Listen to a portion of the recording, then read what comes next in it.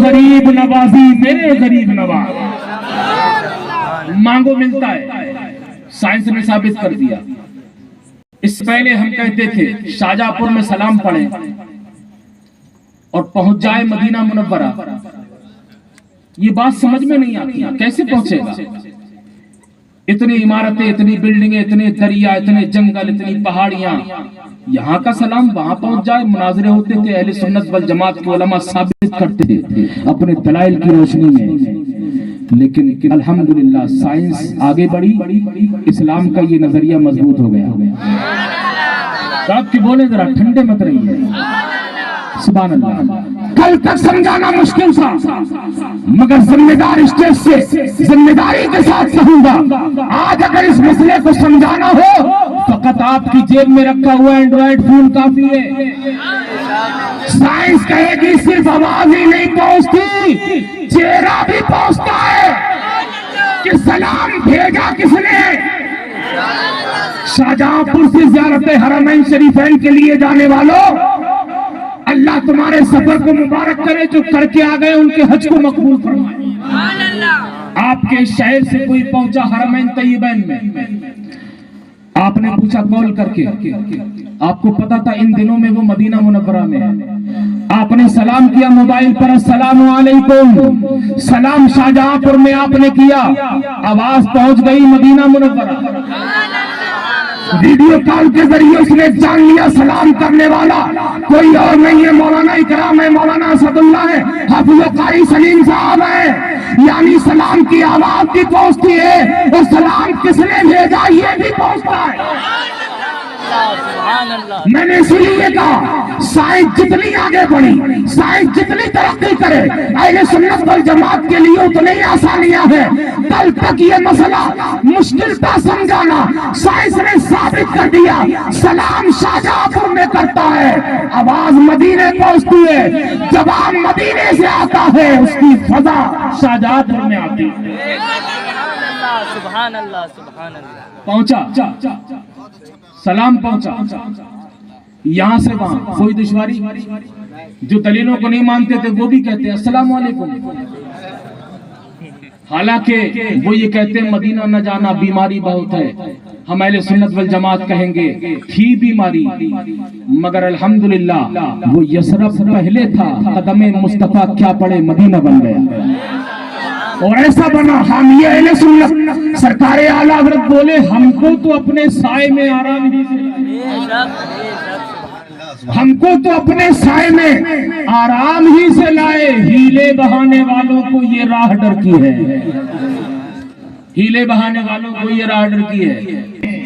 مصطفیٰ کی سماعت پہ لاکھوں سلام، سبحان اللہ۔ یہ بات میں نے بطور تمہید کہی کہ آج کا دور دیکھ کے ماننے کا دور ہے، آج کا دور پریکٹیکل کا دور ہے۔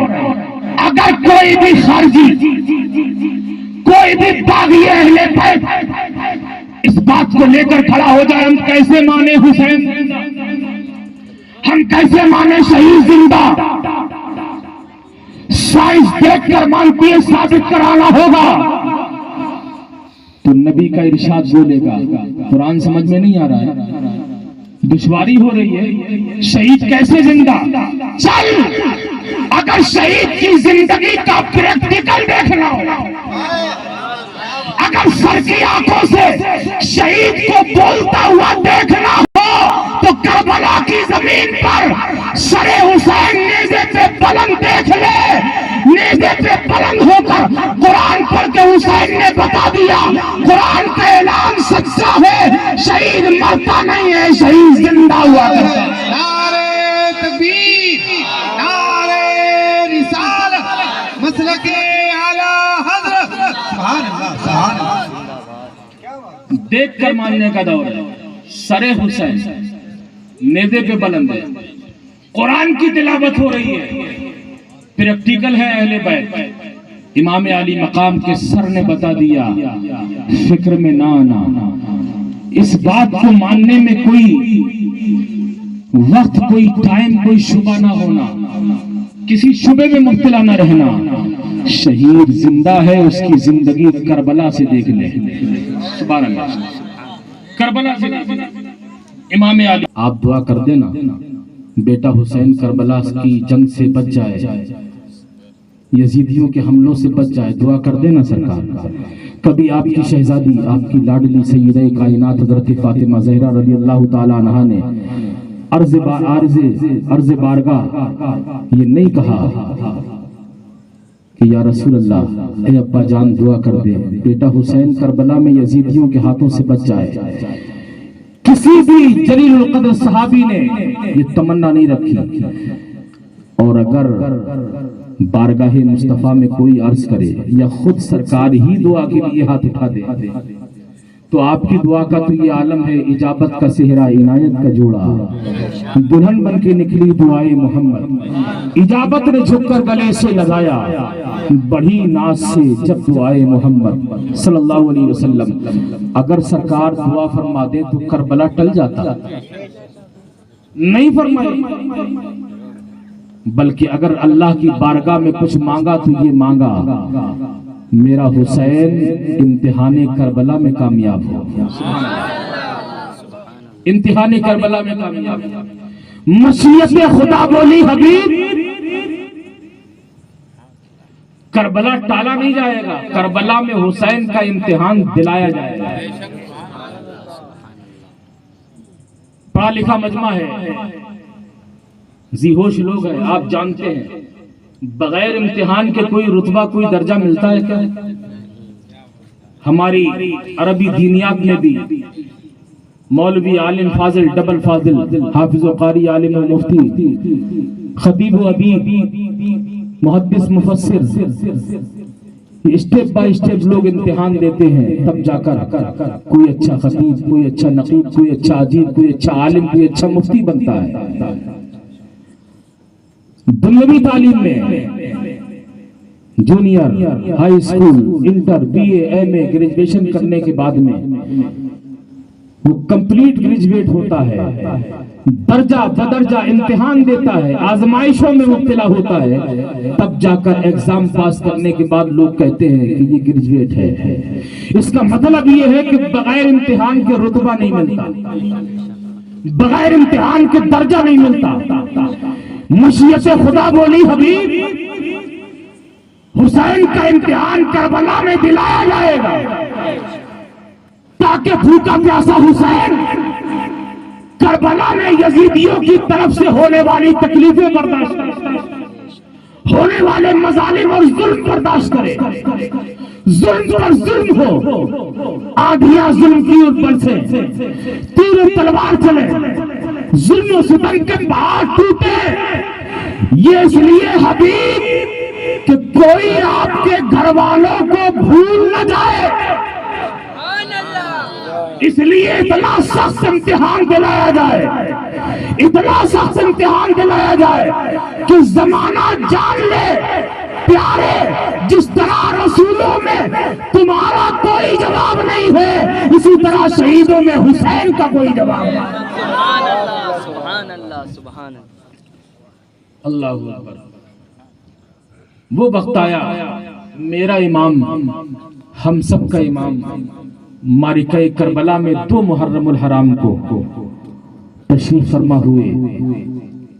تاریخ یہ کربلا بتاتی ہے 2 محرم الحرام کو ہر 1000 فوج لے کر آپ کا راستہ روکنے کے لیے آ گیا۔ جو پہلے ہر تھا، واقع کربلا وجود میں آنے کے بعد حضرت ہر۔ سبحان اللہ، سبحان اللہ۔ 3 محرم الحرام کو ابن سعد 4000 کا لشکر لے کر، یہاں تک کہ 7 محرم الحرام ہوتے ہوتے 22,000 کا لشکر جرار کربلا میں کھڑا ہو گیا۔ اندازہ لگانا، میں نے یہ تعداد اس لیے بتائی ہے کہیں کسی سے مقابلہ ہو، 2 گنا ہو سکتا ہے، 4 گنا ہو سکتا ہے، 6 گنا ہو سکتا ہے۔ ذرا آپ ڈیوائیڈ کر لینا، اپنے کیلکولیشن کر لینا کہ 72 پر اگر 82,000 کو ڈیوائیڈ کیا جائے تو کتنے گنا زیادہ ہو جائے گا؟ 300 گنا سے بھی اوپر کربلا میں یزیدی اتنی بڑی تعداد لے کر۔ وجہ کیا تھی؟ 72 کے سامنے اتنا بڑا مجمع کیوں؟ 72 کے مقابلے میں اتنی بڑی تعداد میں فوج اکٹھی کیوں؟ تو ڈرپوک یزیدی یہی کہیں گے، یہ اس لیے کہ ہماری بھیڑ بھاڑ دیکھ کر حسین ڈر جائے، ہماری تعداد دیکھ کر حسین کے دل پر دہشت بیٹھ جائے۔ ابن زیاد نے 7 محرم الحرام کو لوکیشن لی کربلا کی، ابن سعد کے ذریعے کیا ماحول ہے، کیا کچھ دہشت پیدا ہوئی، ڈرے، کیا بیعت کے لیے راضی ہو گئے؟ ابن سعد نے کہا نہیں، وہ تو کل بھی اپنے ارادے میں مضبوط تھے، مستحکم تھے، آج بھی استقامت میں ان کا کوئی جواب نہیں ہے، کوئی جواب نہیں۔ انسان جب ویسے نہیں ڈرتا تو کوشش کی جاتی ہے تھوڑا بھوکا پیاسا رکھو تو دہشت پیدا ہو جائے گی۔ 7 محرم الحرام کو پانی بند کر دیا گیا، مشہور باتیں ہیں، یہاں تک کہ 8 محرم الحرام گزری، 9 محرم الحرام گزر گئی، یہاں تک کہ 10ویں رات آنے والی ہے۔ 9 محرم الحرام کو ابن زیاد نے ابن سعد سے پھر کہا، پانی بند ہوئے بھی 2 دن گزر گئے، کیا کوئی بھی امام حسین کا چاہنے والا یا خود امام ان کے قدموں میں لغزش آئی؟ کیا ارادوں میں کوئی تبدیلی ہوئی؟ بیعت کے لیے راضی ہوئے؟ کہا نہ کل ڈرے تھے نہ حسین آج ڈرے، 22,000 دیکھ کر نہیں ڈرے، پانی بند ہوئے بھی 2 دن گزر گئے مگر نہیں ڈرے۔ کہا ایک کام کرو، ہو سکتا ہے ان کے دماغ میں یہ بات ہو کہ کوئی فیصلہ کن معاملہ سامنے آ جائے، ذرا فوج کا مظاہرہ کرو۔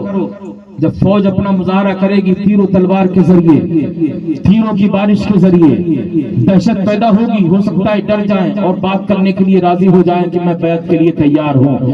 فوج نے ابن سعد نے فوج کے لیے مظاہرے کا حکم دیا، اسٹارٹنگ کا حکم دیا، مظاہرہ شروع ہو گیا، شور ہے، ہنگامہ ہے۔ میرے امام خیمے کے باہر تلوار کے سہارے ٹیک لگائے ہوئے، آنکھیں بند کیے ہوئے اپنے نانا کا دیدار کر رہے ہیں۔ سبحان اللہ۔ پردے پردہ خواتین اہل بیت نے آواز دی، کیا معاملہ ہے؟ شور و غل کی آواز آ رہی ہے۔ آپ نے اپنے کسی چاہنے والے سے کہا پوچھ کر آؤ کیا چاہتے ہیں یزیدی؟ کہا یہی چاہتے ہیں، بیعت کرو یا لڑنے کے لیے تیار ہو جاؤ۔ میرا امام کہتا ہے 1 رات کی مہلت دے دو، صبح جو ہوگا دیکھا جائے گا۔ آپ کا پوسٹر پیغام کربلا کانفرنس ہے، آئیے کربلا سے میرا امام کیا پیغام دیتا ہے ملاحظہ کریں۔ 10ویں رات میں شب عاشورہ میں میرا امام مہلت مانگتا ہے، 1 رات کی مہلت دے دو، صبح دیکھتے ہیں، جو ہوگا صبح ہوگا۔ یزیدیوں میں اس بات کو لے کر بھی بھگدڑ مچ گئی کہ 1 رات کی مہلت مانگ کیوں رہے ہیں؟ ان کے دماغوں میں یہ بات آئی، ہو سکتا ہے یہ اپنے پیچھے لمبی فوج چھوڑ کر آئے ہیں، بڑی تعداد میں لوگ پیچھے چھوڑ کے آئے ہوں، اور وہ آج کی رات میں ان کی ہیلپ کے لیے، ان کے تعاون کے لیے، ان کے ساتھ لڑنے کے لیے کربلا پہنچ جائے۔ ہو سکتا ہے، یا ہو سکتا ہے رات کا اندھیرا اس کا سہارا لے کر یہ لوگ کربلا سے واپس چلے جائیں۔ ہو سکتا ہے تیر و تلوار اور ہتھیار یہ آج کی رات میں منگا لے، جنگ کی تیاری کر لے۔ اس لیے ابن سعد نے کہا آج کی رات کوئی بھی سوئے گا نہیں۔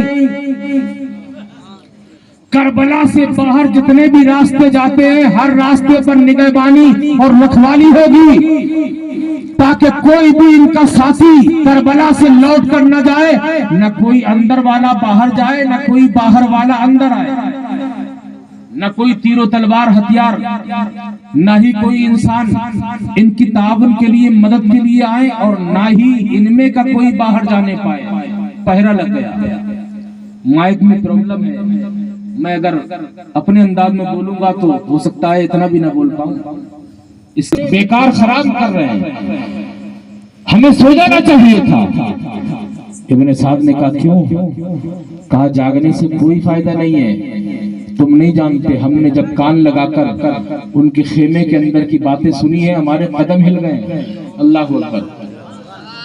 کہا کیا ہوا؟ کہا ہوا یہ، امام حسین اپنے ساتھیوں سے کہہ رہے تھے تم سب چلے جاؤ، میری جو بھی لڑائی ہے، جو بھی معاملہ ہے مجھ سے ہے، تم में से किसी से कोई मामला नहीं है, तुमसे अच्छा मेरा कोई साथी नहीं, तुमसे अच्छे मेरे कोई घर वाले नहीं, मैं सबको इजाजत देता हूँ, जो जाना चाहता है चला जाए। इब्ने साद के साथियों ने कहा, हमारे कदम उस वक्त हिल गए थे, इमाम कहते रहे, कोई नहीं उठा। इमाम ने जलते हुए चिराग को बुझा दिया, कहा अगर उजाले में शर्म आती है तो अंधेरे में चले जाओ, कल बरोज़े क़यामत कोई शिकवा हुसैन नहीं करेगा, बल्कि हुसैन अपने नाना जान से तुम्हारी शफाअत भी कराएगा, तुम्हारी सिफारिश भी कराएगा। मैं किसी से न नाराज होऊंगा, न मुझे किसी से कोई शिकवा होगा।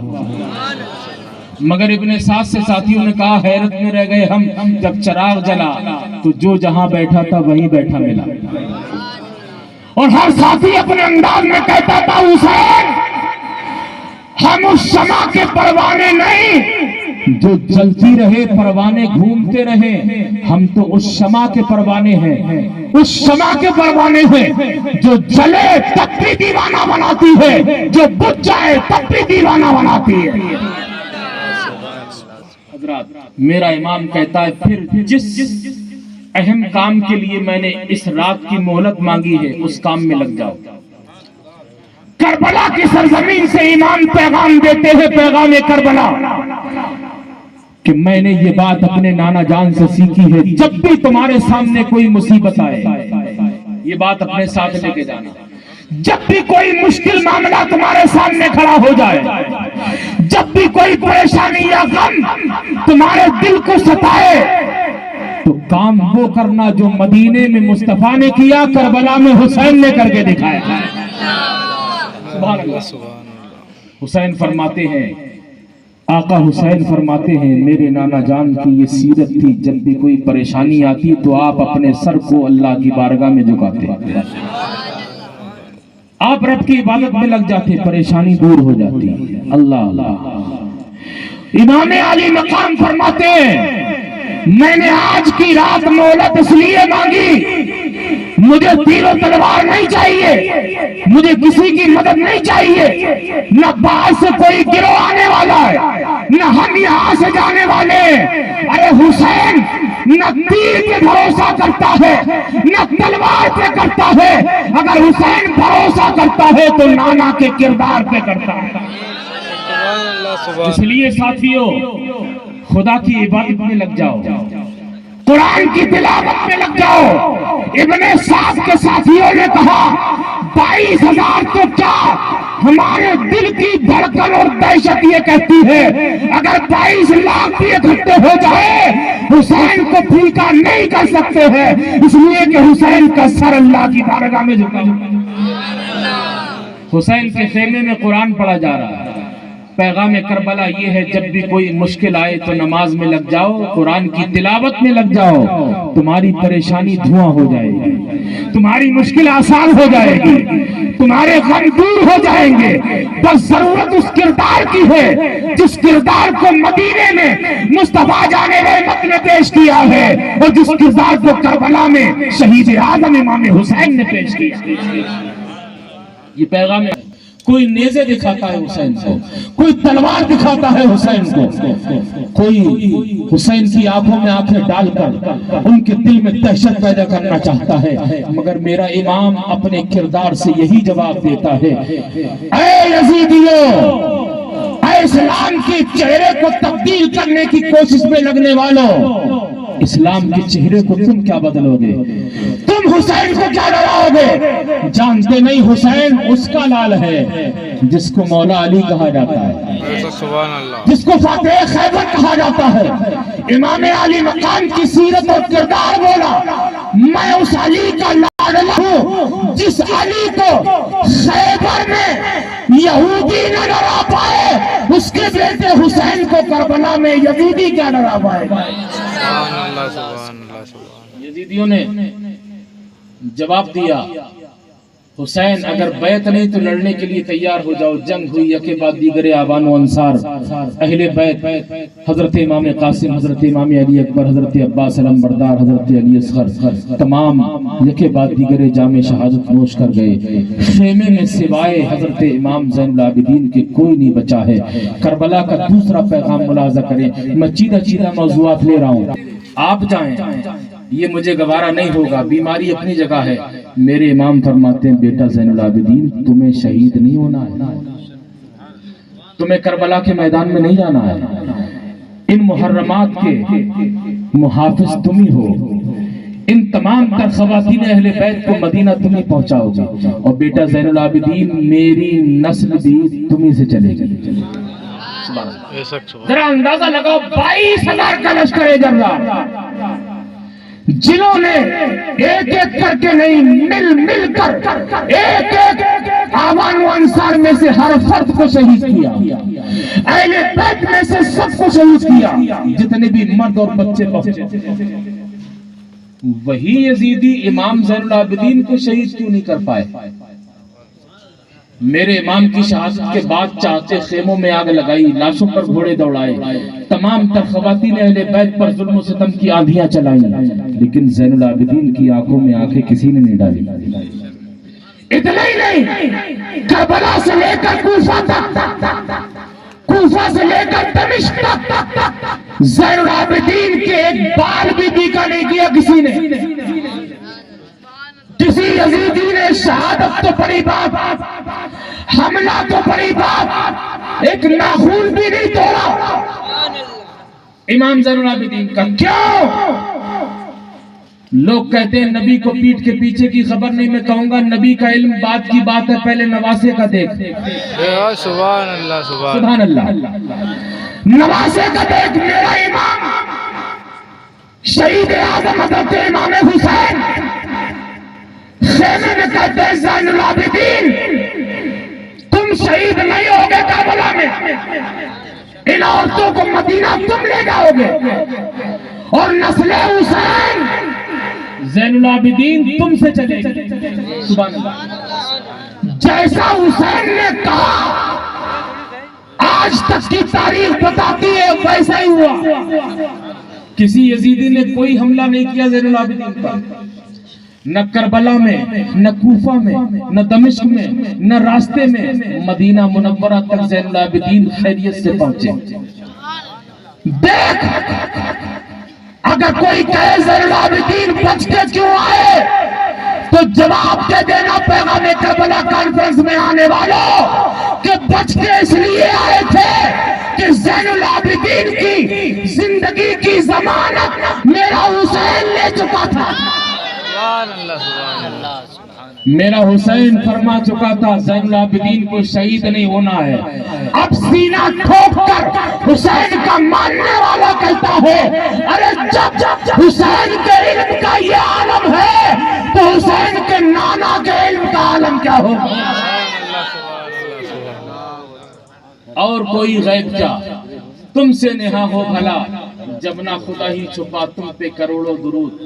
آئیے کربلا کا تیسرا پیغام ملاحظہ کریں پیغام کربلا کانفرنس میں۔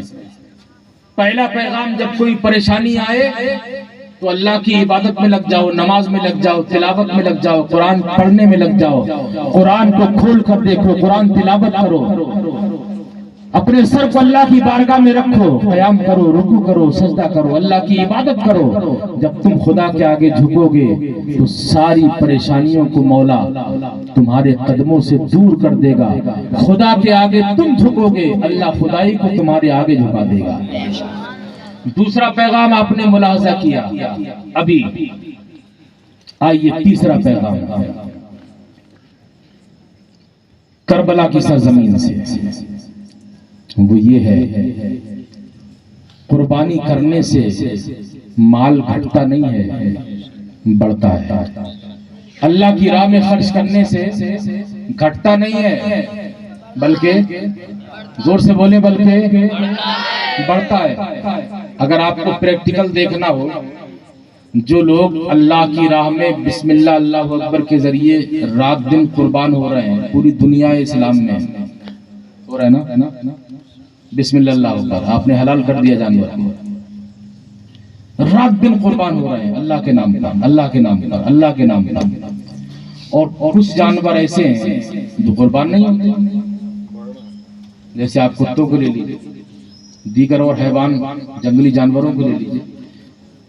آپ کو جتنی بڑی تعداد میں وہ جانور اکٹھے مل جائیں گے جو قربان ہوتے ہیں، اتنی تعداد میں آپ کبھی کتوں کا اجتماع نہیں دیکھو گے۔ بازاروں میں دیکھو، مارکیٹوں میں دیکھو، ہر گاؤں، ہر نگر، ہر شہر میں اگر ترقی ملتی ہے تو انہی کی جو اللہ کے نام پہ قربان ہوتے ہیں۔ گھٹتا نہیں ہے، بڑھتا ہے۔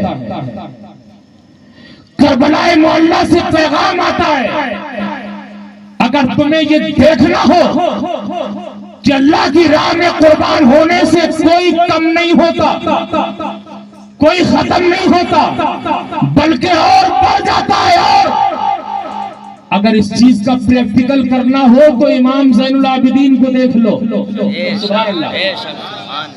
Only one man back from Karbala. صرف تنہا only one man اکیلے لوٹ کے آئے تھے حضرت امام زین العابدین، تنہا اکیلے۔ مگر آج دیکھ، کوئی گاؤں، کوئی شہر، کوئی نگر، کوئی قریہ، کوئی صوبہ، کوئی ملک ایسا نہیں جہاں حضرت امام زین العابدین کی آل نہیں پائی جاتی ہے، جہاں حسینی سادات نہیں پائے جاتے ہیں۔ کربلا سے پیغام دیا حضرت امام زین العابدین کے ذریعے کہ اللہ کی راہ میں حسین نے بچہ قربان کر دیا۔ یزیدی سوچتے ہوں گے نسل مٹ جائے گی حسین کی، مگر دیکھ اکیلے زین العابدین میں اللہ نے اتنی برکتیں دے دی، اتنی برکتیں دے دی، جہاں دیکھو آل رسول کے جلوے نظر آتے ہیں، زین العابدین کی اولاد نظر آتی ہے، امام حسین کی اولاد نظر آتی ہے۔ یہ کربلا کا پیغام ہے، پریشانی آئے قرآن پڑھو، پریشانی آئے نماز پڑھو۔ اور نواسے کا علم جب اتنا مضبوط ہے تو نانا کا علم جتنا مضبوط ہوگا۔ تیسرا پیغام یہ ہے کہ اللہ کی راہ میں خرچ کرنے سے گھٹتا نہیں بلکہ بڑھتا ہے۔ حضرات آئیے اور دیکھیں کے بعد وہ نوبت آن پہنچتی ہے۔ وقت ہو رہا ہے، میں آپ کی موبائل جیبوں سے نکالنا اور رکھنا دیکھ رہا ہوں، میں اپنی بات کو سمیٹنے کی کوشش کر رہا ہوں۔ آئیے دیکھیں، امام علی مقام وہ نوبت آتی ہے، وہ موقع، وہ منظر آتا ہے کہ جب یزیدی آپ سے لڑنے کے لیے آمادہ ہو جاتے ہیں، کوئی خطبہ، کوئی اتمام حجت، کسی بات کو نہیں مانتے، صرف ایک ہی آواز ہے، بیعت کرو یا لڑنے کے لیے تیار ہو جاؤ۔ آخر میرے امام نے جب سوچا کہ یہ لوگ صرف اور صرف آنکھوں پہ پردہ ڈالے ہوئے ہیں، ان کو حقیقت نظر نہیں آتی، تو میرے امام نے فرمایا اچھا اگر تمہیں لڑنا ہی ہے تو جو تم میں سب سے زیادہ طاقتور ہو، سب سے زیادہ بہادر ہو، اس کو حسین کے مقابلے کے لیے بھیج دو۔ سبحان اللہ، سبحان اللہ۔ کون کہہ رہا ہے؟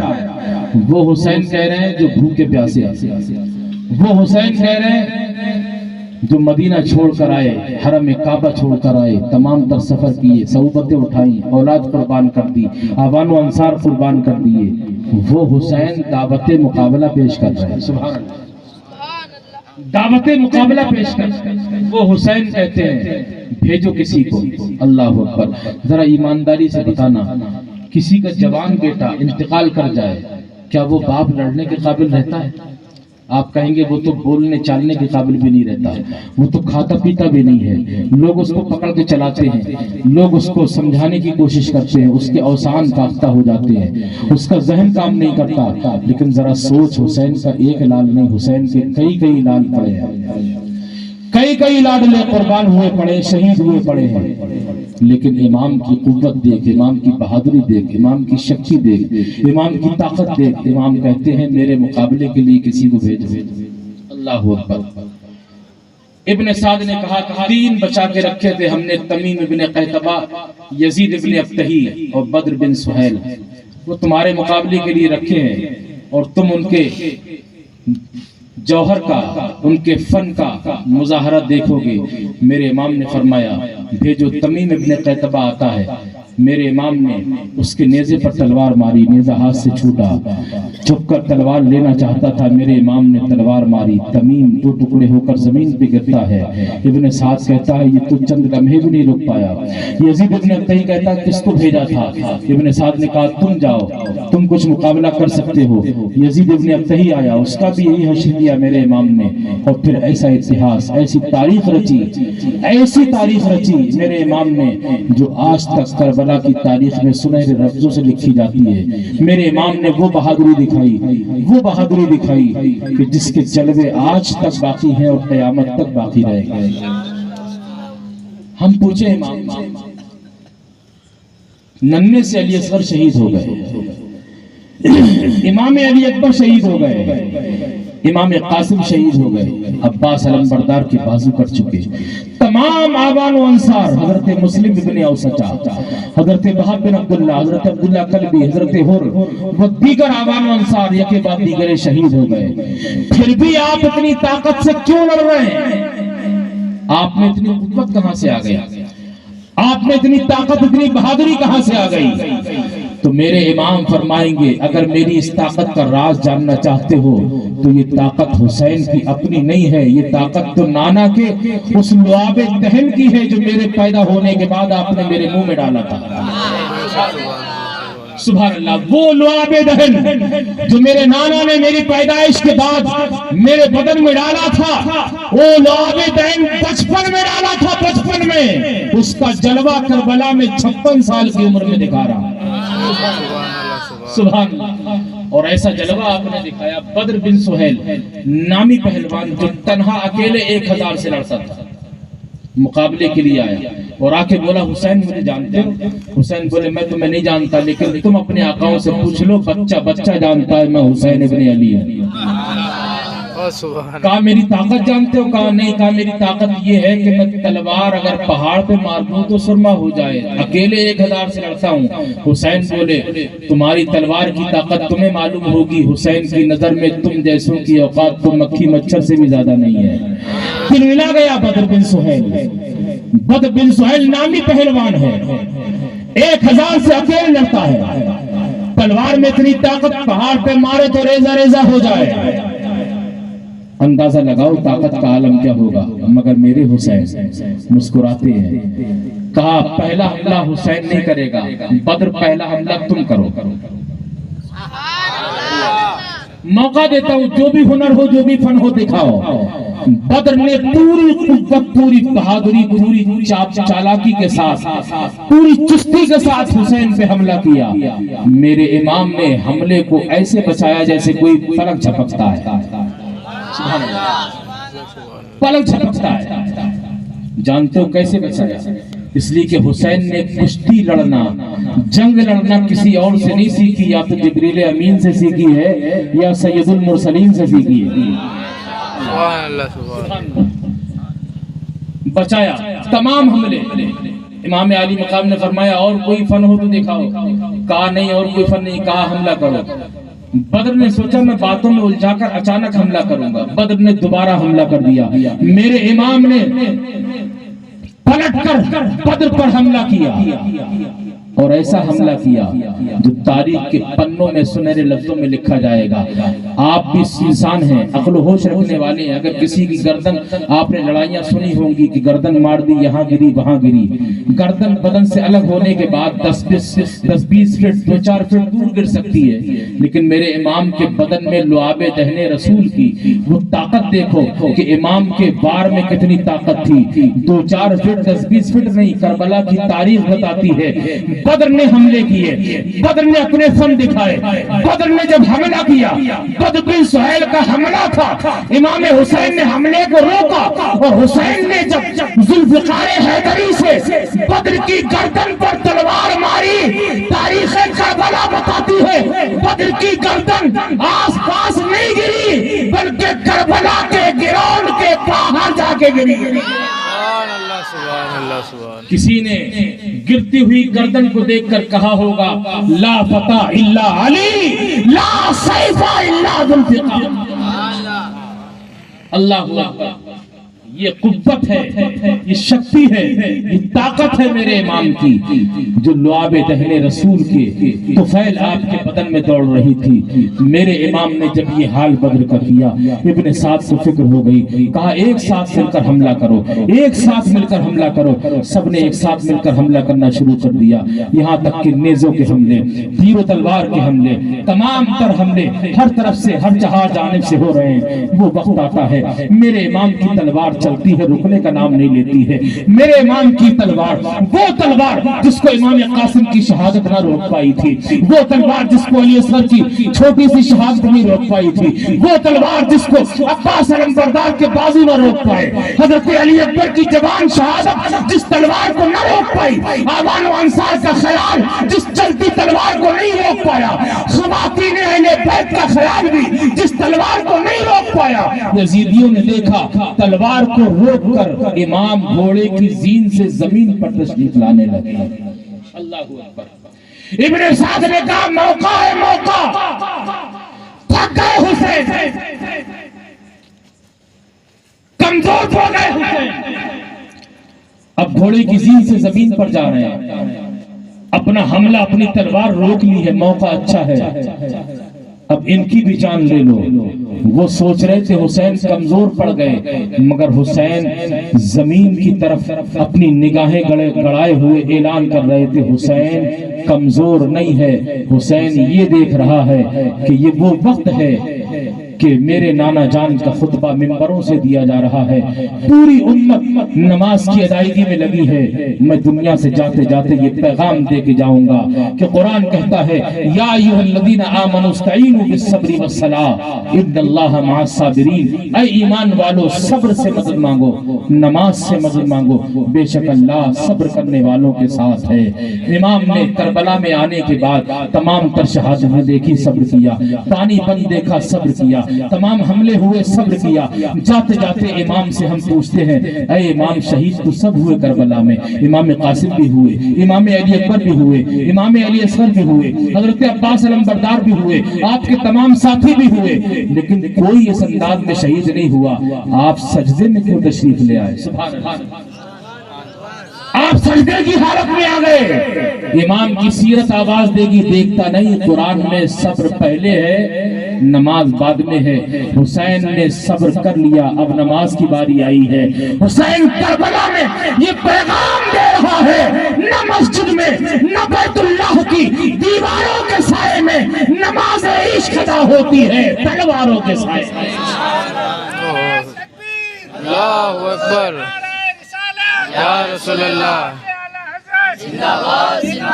موقع پا کر یزیدیوں نے، شند خولی خبیث نے آپ کے سر اقدس کو تن نازنی سے جدا کر دیا۔ انا للہ و انا الیہ راجعون۔ میرے امام سجدے کی حالت میں شہید ہو گئے۔ ذرا دل پہ ہاتھ رکھ کر دیکھو اور سوچو، ہم بھی سجدہ کرتے ہیں، تم بھی سجدہ کرتے ہو، ہمارا تمہارا سجدہ 1 منٹ، آدھا منٹ، 2 منٹ، یا گھر میں آپ عبادت میں مصروف ہوں، جتنا دراز سجدہ چاہے کر لیں، لیکن تھوڑی بہت دیر کے بعد ہمارا آپ کا جھکا ہوا سر اٹھتا ضرور ہے، لیکن امام کا سر کربلا میں جھکا آج تک نہیں اٹھا، قیامت تک نہیں اٹھے۔ سر امام سجدے میں ہے۔ غلام حسین، غلامان حسین پوچھتے ہیں آقا حسین آپ سجدے کی حالت میں شہید ہو گئے، آپ کا سر کربلا میں جھکا ہے، اٹھے گا کب؟ امام کا کرم جواب دیتا ہے اے میرے عاشقوں، اے میرے دیوانوں، اے میرے نام کی محفلیں سجانے والوں، آج بھی امام کا کرم آواز دے گا، یہ سر جو کربلا میں جھکا تھا یہ قیامت سے پہلے نہیں اٹھے گا، قیامت میں جھکا ہوا سر اللہ کی بارگاہ میں پیش کروں گا، اور اس وقت تک اپنے جھکے ہوئے سر کو نہیں اٹھاؤں گا جب تک نانا جان کا ایک امتی داخل جنت نہیں کر دیا جائے۔ سبحان اللہ، سبحان اللہ، یہ امام کی قربانی ہے، دنیا میں رہیں تو نانا کی امت کی فکر کریں، قیامت میں جائیں تو نانا کی امت کو بخشوائیں۔ سبحان اللہ۔ آئیے دیکھیں، یہ سجدہ ہے امام کا، سر امام تن نازنی سے جدا ہو گیا، یزیدیوں نے آپ کے سر کو نیزے پہ بلند کر دیا، نیزے پہ بلند سر ہے، ہم پوچھتے ہیں تم پوچھتے ہو، آقا حسین لوگ کھلیاں اڑائیں گے، 22,000 کی فوج نے 72 کو مسمار کر دیا، یزیدی جنگ جیت کر گئے کربلا سے، ابن سعد کامیاب ہو کے جا رہا ہے کربلا سے، بظاہر تیر و تلوار ان کے ساتھ ہیں، بظاہر بہت بڑی فوج کی تعداد واپس لوٹ رہی ہے، تمام تر لوگ شہید کر دیے گئے۔ آقا حسین آپ کے غلاموں سے اگر کوئی پوچھے کربلا کی جنگ کون جیتا، کون جیتا، آپ سے بھی کوئی پوچھے کون جیتا تو امام کا سر نیزے پہ بلند آواز دے رہا ہے، اے آقا حسین کربلا میں جیتا کون ہے؟ تو سر امام آواز دے گا، ارے دیکھتا نہیں، جنہوں نے سر کاٹے ہیں وہ نیچے چل رہے ہیں، جس نے سر کٹایا ہے وہ سر بلند نظر آ رہا ہے۔ سبحان اللہ، سبحان اللہ۔ سر امام زمانے کو پیغام دیتا ہے، سر کاٹنے والے ہار گئے، سر کٹانے والا نیزے پہ بلند، سر بلند نظر آ رہا ہے، اور کربلا سے یہ پیغام دے رہا ہے، قتل حسین اصل میں مرگ یزید ہے، اسلام زندہ ہوتا ہے ہر کربلا کے بعد۔ پیارے کربلا کا یہ بہت دردناک پیغام ہے، جو آخری پیغام ہے، بہت دردناک پیغام۔ 72 زخم ہیں، تمام تر بدن چھلنی چھلنی ہے، تیر و تلوار کے زخم ہیں، نیزوں کے زخم ہیں، تمام تر حملوں کے نشان ہیں، یزیدیوں نے کوئی کسر باقی نہیں رکھی ہے میرے امام کو ستانے میں۔ اس کے بعد بھی میرے امام نے سب کچھ جانے دیا مگر نماز کو نہیں چھوڑا۔ تیر و تلوار کی بارش میں نماز نہیں چھوڑی، تمام تر حملے پہ حملے ہیں مگر نماز، بولو نماز نہیں چھوڑی۔ پیغام کربلا کانفرنس منانے والوں اللہ تمہیں سلامت رکھے، اس سے بڑی کانفرنس سے مناؤ، لیکن جو کربلا کا پیغام ہے اسے بھول نہ جانا۔ میرے امام نے یہی پیغام دیا کہ کچھ بھی ہو جائے، سب کچھ چلا جائے، یہ گوارا ہے، مگر نانا کی آنکھوں کو ٹھنڈک پہنچانے والی نماز چھوٹ جائے یہ گوارا نہیں ہوگا۔ حضرات، حسین نے کربلا کے دردناک ماحول میں نماز نہیں چھوڑی۔ ہم اچھا لباس پہن کے بھی نماز چھوڑ دیتے ہیں، ہم اچھے کھانے کھا کے نماز چھوڑ دیتے ہیں، ہم اچھی بلڈنگوں میں رہتے ہیں مگر نماز نہیں پڑھتے، اچھے کاروبار چلاتے ہیں مگر نماز سے دور ہیں، ہم بڑے بڑے عہدوں پر فائز ہیں مگر نماز چھوڑ دیتے ہیں، ہمارا کھانا پینا بہت VIP ہے لیکن نماز سے دور ہے، ہماری رہائش بہت قیمتی ہے لیکن نماز سے دور ہے۔ تم اچھے لباس کے بعد بھی نماز نہ پڑھو، تم اچھے کھانے کھا کے نماز نہ پڑھو، تم VIP گاڑیوں میں گھوم کے نماز نہ پڑھو، تم بڑے بڑے کاروبار چلا کے نماز نہ پڑھو، تم بڑے بڑے عہدوں پہ جا کے نماز نہ پڑھو، لیکن حسین یہ پیغام دیتے ہیں کربلا سے کہ کچھ بھی قربان ہو جائے، کچھ بھی چلا جائے، یہ ایک عاشق اسلام کو گوارا ہو سکتا ہے، لیکن نانا کا دین اور نانا کی دی ہوئی نماز چلی جائے یہ گوارا نہیں ہونا چاہیے۔ اس لیے پیغام کربلا کانفرنس سے یہ عہد کر کے جاؤ، یہ پیمان کر کے جاؤ، کوئی مصیبت سامنے آئے گی تو اللہ کی بارگاہ میں جھک جائیں گے، کوئی پریشانی آئے گی تو قرآن پڑھیں گے، قرآن سنیں گے، قرآن سنائیں گے، زمانے کو پیغام کربلا بتائیں گے کہ حسین کا علم اتنا ہے تو نانا کا علم کتنا ہوگا، زمانے کو پیغام کربلا بتائیں گے کہ رائے خدا میں قربان ہونے سے گھٹتا نہیں ہے بلکہ امام زین العابدین کی نسل دیکھ لو بڑھا کرتا ہے، زمانے کو پیغام کربلا بتائیں گے اور سنائیں گے کہ نہ مسجد میں نہ بیت اللہ کی دیواروں کے سائے میں نماز عشق ادا ہوتی ہے تلواروں کے سائے۔ مولا کریم ہماری اپنی سب کی حاضری کو اپنی بارگاہ میں قبول و منظور فرمائے، فیضان شہید اعظم سے ہم سبوں کو مالا مال فرمائے۔ میں نے جو کچھ عرض کیا اس پر پہلے مجھے بعد میں آپ کو عمل کرنے کی توفیق عطا فرمائے، آمین یا رب العالمین۔ استغفر اللہ ربی من کل ذنب واتوب الیہ۔ بابا سے بلند کہہ لیجئے لا الہ الا اللہ محمد رسول اللہ صلی اللہ تعالی علیہ وسلم۔